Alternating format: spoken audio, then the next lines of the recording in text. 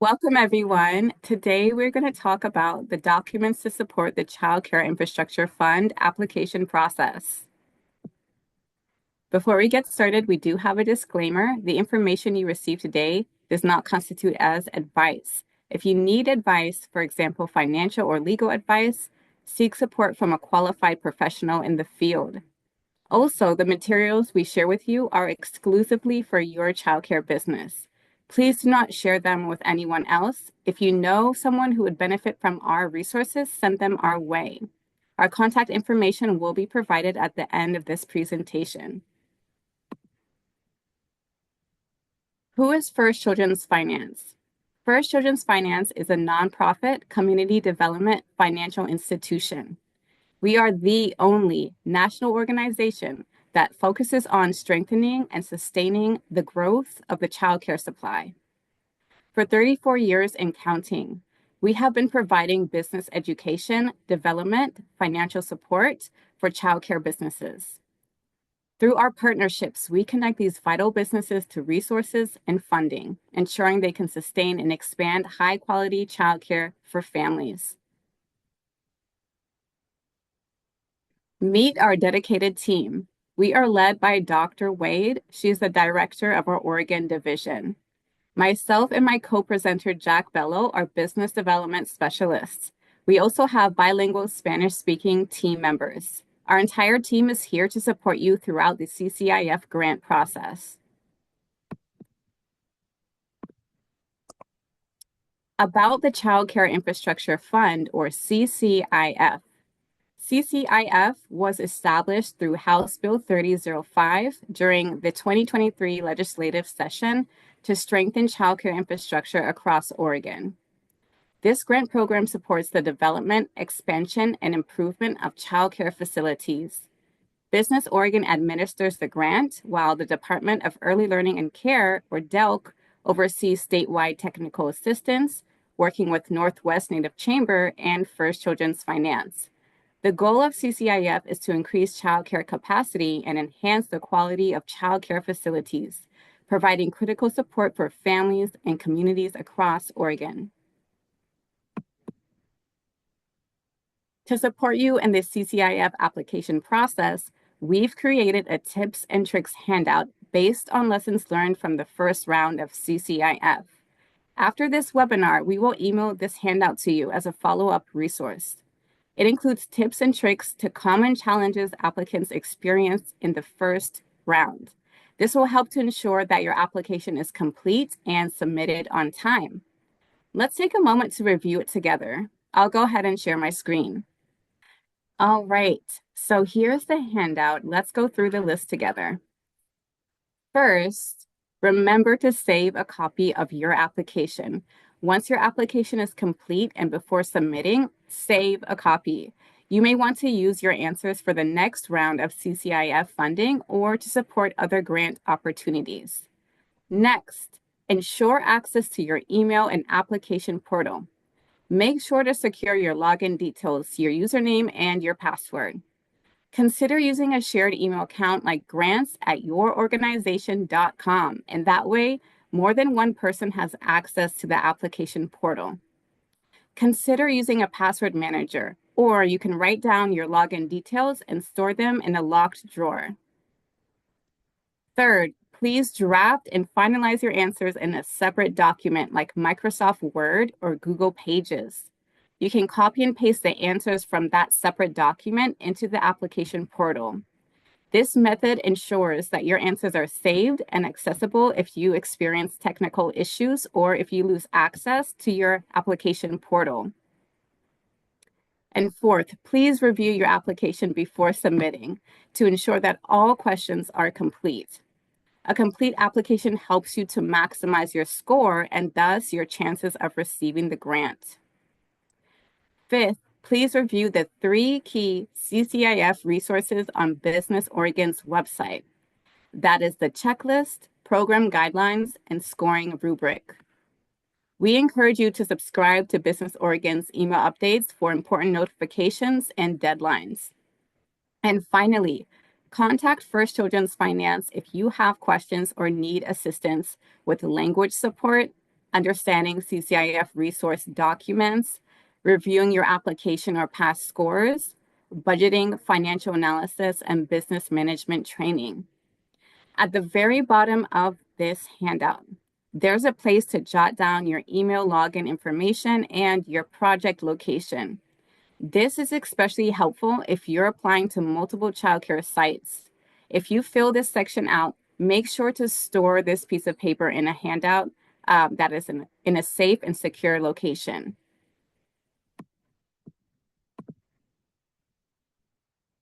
Let's review the 3 key CCIF resource documents. Give me one moment to share my screen. Take a look at the image on the slide to the very right. It's labeled Resources at the top.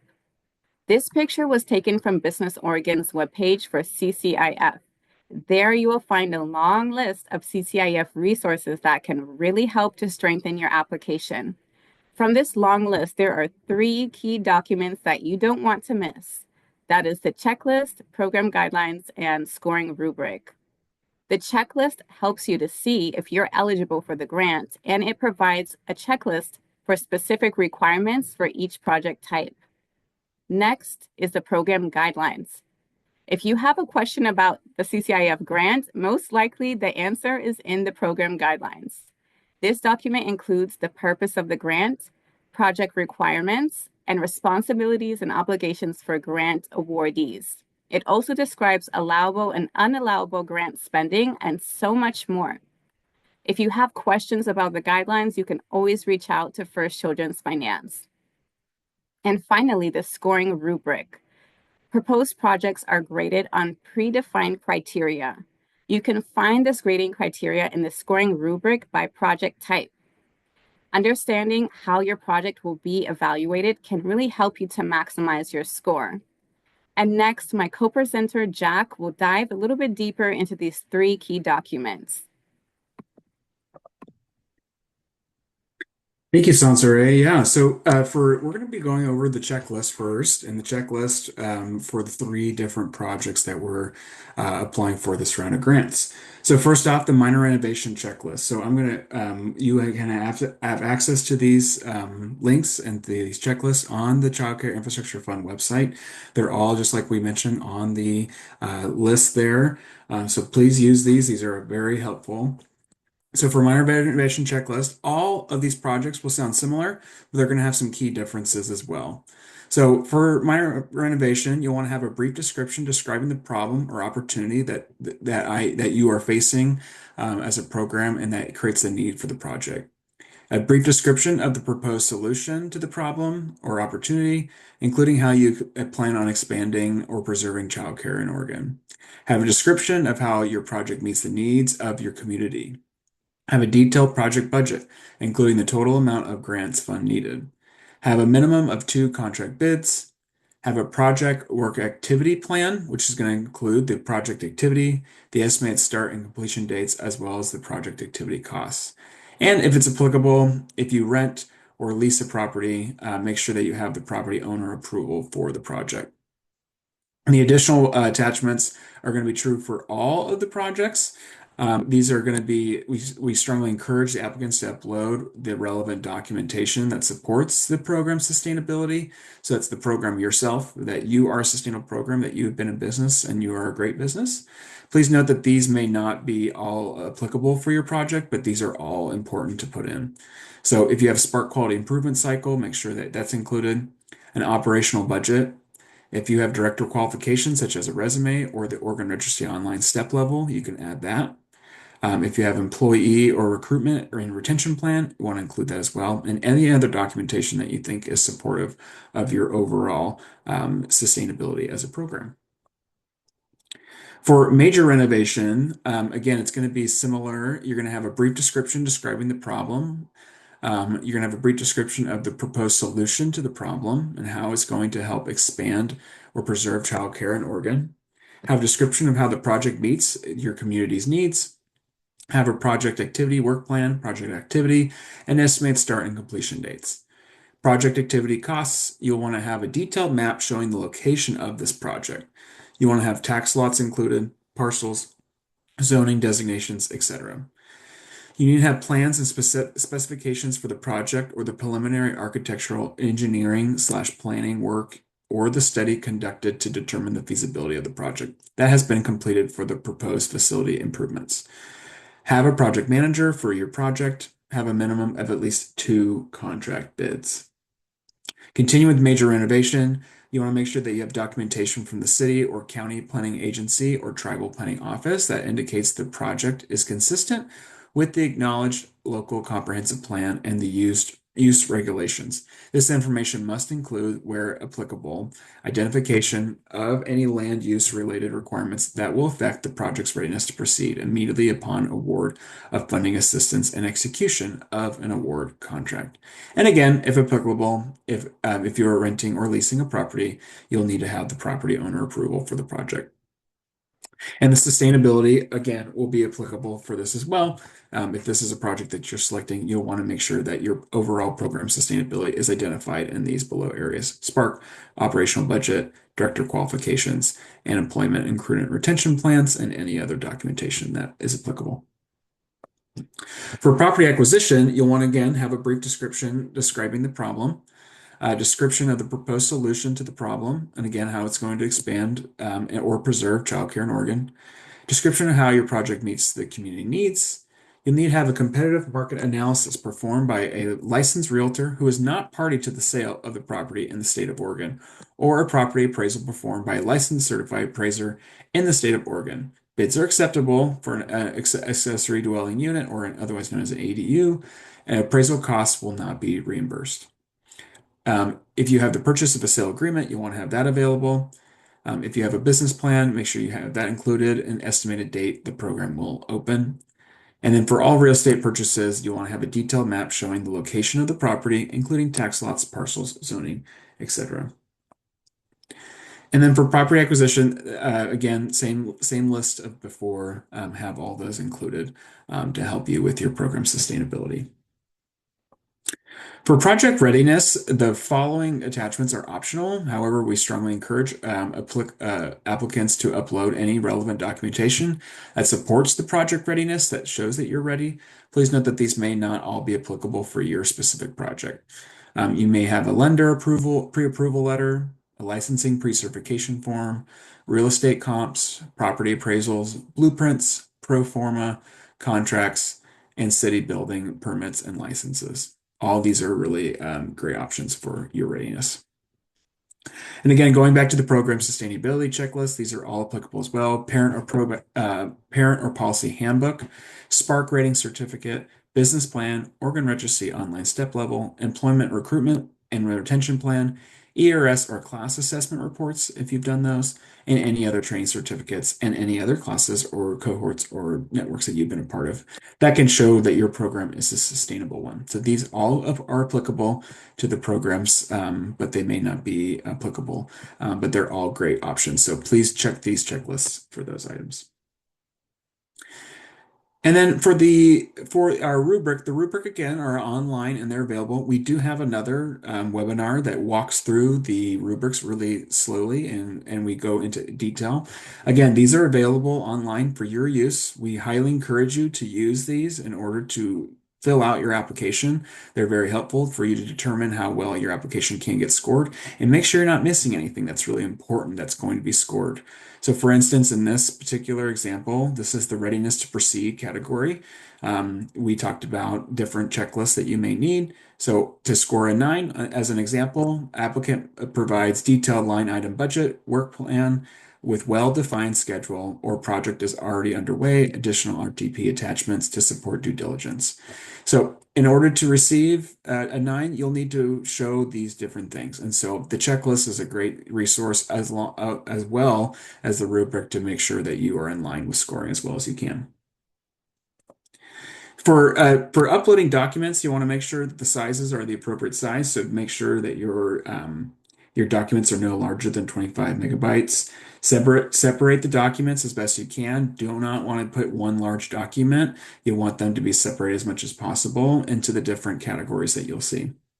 You'll want to make sure that's a PDF, and then if you can remove any files that are unnecessary, that will be beneficial to you. If you're unfamiliar with how to do to create a document from a Word doc, you want to go to File, create the export, then create PDF, and then you want to publish it. And of course, it would be important to name it as well so you know what it is. And then make sure that you know where it's going. If it's in your documents or your downloads, that's always important to know where it's going. Last little couple bits here for obtaining bids. You want to make sure that applicants are expected to conduct a due diligence when obtaining bids and selecting contractors. Contractors must possess a valid and active license. Applicants should check references for contractors and select contractors that provide reasonable bids. Applicants should not sign contracts with contractors until they receive their award from Business Oregon. The lowest cost bid is not always the best. You should select the contractor that gives you the best value for your business. For more information on selecting contractor, please visit the Oregon Construction Contractor Board Consumer Tools. For fixed equipment, two bids are required if not included in contractors' bids. The bids may be screenshots of items with costs visible from retailer websites or screenshots of shopping carts of items from online retailers. For the actual physical construction, it is recommended the applicants provide three construction bids. However, two bids are required for construction costs. If an applicant is unable to obtain two bids, the applicant must provide written justification in the application as to the reason two bids cannot be secured. All bids must include a detailed cost breakdown of the proposed work and include the contractor's contact information and state of Oregon contractor's license number. Contractors must have current licenses and carry liability and workers' compensation insurance if they have employees. Applicants should pay close attention to whether a contractor's license is about to expire. Bids from the contractors with expired licenses will not be approved. Contractors may be searched on the Construction Contractors Board webpage. Lastly, you will need to fill out W-9 forms, so a current sign-in W-9 form will be required. You may visit the IRS website to obtain a blank form. You want to fill this out the best you can. And then the last page here will be what the current W-9 looks like. So you want to make sure the form looks like this for receiving funds. Okay, and I'll pass it back to Sansray. Thank you, Jack. Moving forward, you might be wondering what kind of support we can provide for you. This list includes some examples. To ensure language is not a barrier when applying for CCIF, we offer interpretation and translation support in Spanish, Vietnamese, Russian, Chinese, and other languages upon request. Whether you have general questions, need feedback for your application, or you want us to review your past scores, we are here to guide you. If you need more in-depth support, we can arrange a virtual meeting for a business consultation or financial analysis. These services can help you to understand the financial sustainability of your childcare business with the grant. Next, let's talk about the childcare business trainings that we have available for you. It's important to note that including business training certificates in your CCIF application can help to strengthen it and also demonstrate readiness to proceed if awarded the funds. First Children's Finance is an expert in childcare business model innovation. We offer business management trainings that cover many topics, including budget and cash flow projections, developing a marketing plan, business policies and practices, and quality staffing, to name a few. Each training provides you with practical handouts that you can apply to your business. To register for a training, scan the QR code or visit our website, firstchildrensfinance.org. Again, touching back on who we are and what we do, First Children's Finance is a leader in growing the supply of excellent childcare. We empower childcare businesses and collaborate with communities in the state of Oregon to identify and implement strategies to increase the supply of high-quality childcare. We bring a new thinking about facility use, licensing reform, financial incentives, and community partnerships. Before we wrap up, I do want to make you be aware of an exciting opportunity coming up. First Children's Finance is hosting a childcare business conference called Essentials of Excellence. It's happening in Salem at the Willamette Heritage Center on Saturday, June 14th. The registration fee is $50 and the deadline to sign up is May 24th. This conference is a really great way to connect with other childcare professionals. And we have a keynote speaker, our very own President and CEO, Heidi Hagel-Braid. And you're going to gain lots of tools to manage cost, attract new staff, and boost enrollment of your childcare business. All of our trainings during this conference will give you oral credit, so it's a great opportunity for that. We hope to see you on June 14th.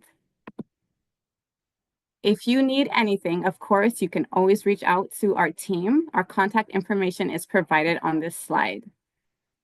Thank you very much for watching.